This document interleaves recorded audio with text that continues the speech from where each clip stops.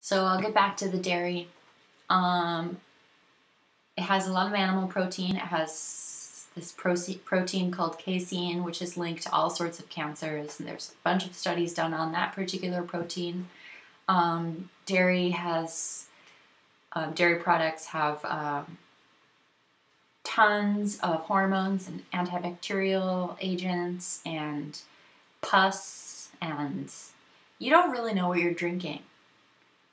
My main thing in life is I need to know what I'm eating and what I'm drinking. Like, I need to know the ingredients for real. I don't want to have any masks or, oh, it's, natural flavors. No, I want to know exactly what's in everything I'm eating and drinking, because that's how in control I want to be. And it feels great. It's so empowering. Dairy, I don't know what's in there. I also don't want to take away milk from a baby cow.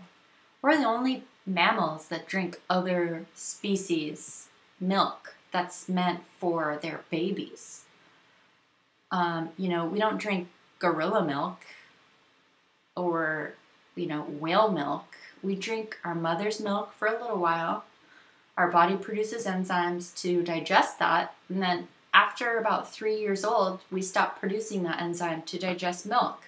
So a majority of the population is lactose intolerant, and you have all sorts of symptoms, but you don't know where they're coming from. It's because you can't properly digest milk. Dairy is also very acidic. Animal protein is very acidic, and your body wants to maintain a certain pH. So alkalinity is something that you'll learn when you start researching nutrition. Your body wants to tend to a more alkaline state. I mean, it's a balance between acidity and alkaline, but when you have too much acidic food, like junk food, processed food, animal protein, dairy, your body will excrete calcium and other minerals from your bones to help neutralize that acidity. That's another reason why I don't like dairy. Mostly because my mom took care of me when I was a baby, and I'm not a baby anymore. I don't need milk anymore. The forms of calcium that have the highest absorption rate are found, you're gonna be surprised, in leafy green vegetables. They're so delicious. As we go further into my series, I'm going to do a lot of videos about vegetables, fruits and vegetables, and sea vegetables, and natural nutritional supplements like spirulina and different exciting things that you may have never heard of, that will give you all of the nutrients that you need to have a really healthy body. Now you know some things about calcium. You know what not to do. And so I hinted upon leafy green vegetables being a great way to get your calcium. Like I said, it's not just calcium you need, it's calcium, magnesium, vitamin K, vitamin D, and all sorts of other nutrients and nutrients. So great dairy-free sources of nutrients, calcium and magnesium, most importantly for you, would include vegetables in the brassica family: broccoli, kale, cabbage, bok choy, some dark leafy greens, collards, spinach. I wouldn't use spinach as my main source of calcium if you're like, oh, spinach, that's one thing I like, so I'll eat only spinach. It has something called oxalates, which there's new research on that's saying it may not be a problem, but the majority of the research says that the oxalates are inhibitors to your calcium being absorbed. So get back to just like cabbage, kale, broccoli, collards, turnip greens, dandelion greens. You may have a bunch of dandelions growing out in your yard with the dandelion greens, and they're a little spicy, but if you have a juicer and you can throw them into your juicer with some apples and you won't even taste it, but you'll be getting tons of nutritional benefits. Mustard greens, beet greens, rhubarb, beans, legumes, black-eyed peas, black beans, okra, nuts, seeds, spirulina. It's a little blue-green algae powder that you can put in your smoothies and you won't even taste it. Different sea vegetables, chlorella, wakame, kombu. All of those things are packed full of calcium and proteins, as well as tons of other nutrients. So also just quickly about the beans and the seeds, one of the best way to get the nutrients out of them, because in most cases they're kind of locked in. Nature intended it to be locked in, with that they're in a shell, or they have like almonds have that brown shell around them, or the seeds, they're very hard. They have enzyme inhibitors, so the stuff isn't really released until they're like, you mimic in nature, when it gets rained on, then it opens up and sprouts. So when you soak nuts and seeds, then they start to sprout and release all of those minerals and nutrients for you. So what I like to do is soak my almonds overnight and then, give them a good rinse, and then they become softer and more easily digestible, and you can eat them that way. And right now in the kitchen, I'm sprouting some brown lentils. You can get into sprouting, which is also really fun. I'm going to go ahead and wrap it up. It's been a really long, exhausting talk. I'm not exhausted, but maybe you are. So, what not to do?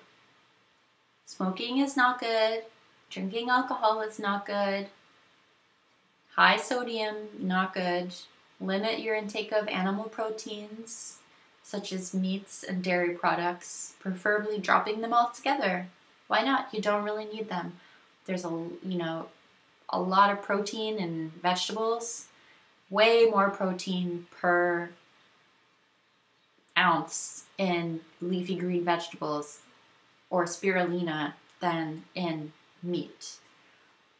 And along with meat and dairy come a host of tons of other problems that you can start learning about if you're interested.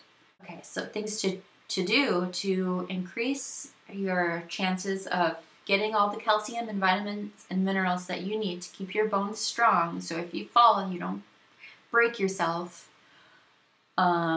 Start including more fruits and vegetables into your diet. It's really easy. Just go to the grocery store and, don't look around for, packages of fruits and vegetables. Just go to the produce section and get a rainbow of fruits and vegetables. And if you don't know what to do with them, Hi, kitty. Chloe. Hi, baby. Come here. Come here. This is Chloe. She's a little stray cat. Hi, baby. Aww. She comes and wants to get food.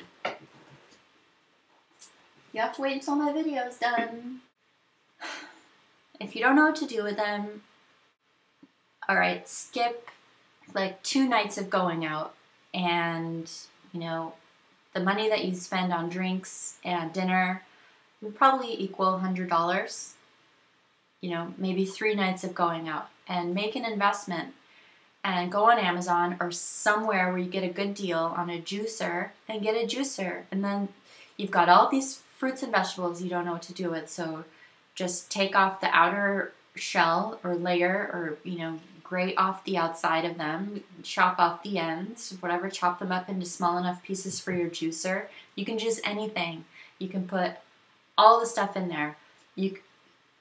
A blend of fruits and vegetables. You can't really juice banana, but afterwards, if you want to take the juice that you made, put it in your blender and put a banana in there, blend it up for a little, a short amount of time, then you can have a banana in your green smoothie. Those are really, really healthy.